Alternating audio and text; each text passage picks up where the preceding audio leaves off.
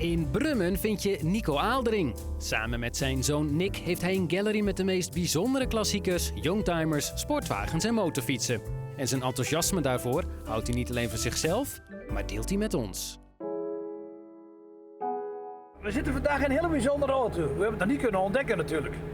Als ik hier de hand erop hou, zo dan duurt het nog eventjes. Maar, kijk eens, we zitten in een 300 SL. En om precies te zijn, in de Gullwing.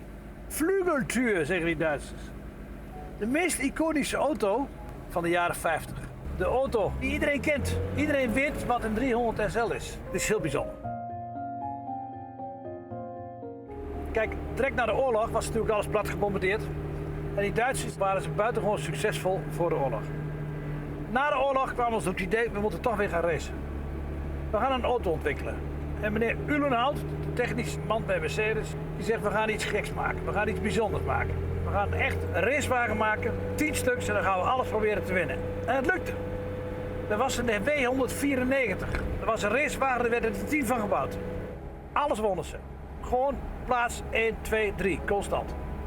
Toen kwam meneer Hofman, Max Hofman, een Amerikaanse importeur in Amerika. En die zei, jongens, jullie moeten daar een sportwagen van maken. Nou, daar waren ze helemaal niet geïnteresseerd in. Uiteindelijk heeft hij ze kunnen overtuigen. En zo is de Gullwing ontstaan. En het was een groot succes. Er werden er 1400 van verkocht. We zeggen 1400 is niet veel. Maar ik je nou verteld dat je er 5 andere Mercedes verkocht, misschien wel 6. Hij was ongelooflijk duur. Alleen voor de rijken der aarde. Dingen zijn nog steeds onbetaalbaar. Kosten nog steeds miljoen plus. Dit helemaal. De Gullwing is duurder, veel duurder zelfs.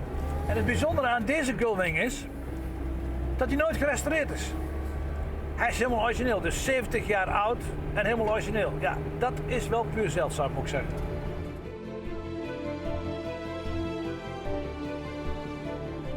In 1957 werd de Gullwing opgevolgd in de Roadster. Kijk, en laten we die nou ook meegenomen hebben. Oh. Nog sterker. We hebben er 2 meegenomen. Ja, u gelooft het niet. Ja, dat komt natuurlijk nooit van zijn leven voor, dat begrijpt u wel. Dus de verrassing is natuurlijk dat we uiteindelijk 3 SL'en bij elkaar hebben. Maar nou, dat gebeurt nooit.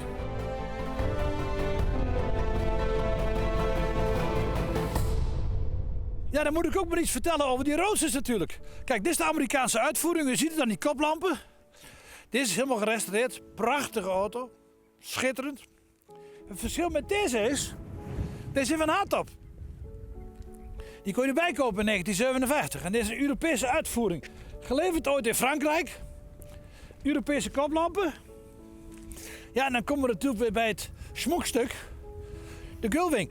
Wist u dat die wielen, dat zijn rutswielen heet dat. Dat was een optie. Dat kostte een klein vermogen. Dat kostte een prijs van een Volkswagen in die tijd. En tegenwoordig, ik heb ze laatst op internet zien staan, $80.000. 4 wieltjes. Kijk, deze 300, zo heet die motor, de 300. Dat was al een bekende motor overigens. Ja, dat is al. Alleen, die kon er niet in. Dus die hebben ze schuin geplaatst. En daar hebben ze dus die beroemde, die direct ingespoten injectie op gebouwd. Dat was wel een prestatie in die tijd hoor. Dit was echt een hoogstandje. Chassis is natuurlijk een heel belangrijk punt van deze auto. Deze auto heeft een compleet buizenchassis. En de buizenchassis loopt hier door, daarom is hij zo stijf. Kijk, je moet je voorstellen, hier staat ook een buizenchassis onder. Vandaar dat ze dit ontwikkeld hebben. Want die kon er anders niet instappen. Dus die vleugeldeur is eigenlijk noodgedwongen ontstaan. Maar uiteindelijk is het wel het kenmerk van de vleugeldeur natuurlijk, van deze auto, van die 300 SL. Maar doordat hij zo'n stijf chassis had, was hij natuurlijk geniaal op het circuit. Ja, en ik kan maar één ding vaststellen. Deze auto's zullen altijd verbazing wekken bij iedereen. Het zijn gewoon de meest bijzondere iconen uit de jaren 50. De 300 SL, iedereen kent hem en dat blijft zo. En daar zal ook niks aan veranderen, want een 300 SL, of het nou een vleugeldeur is of een roadster, blijft een hele bijzondere auto.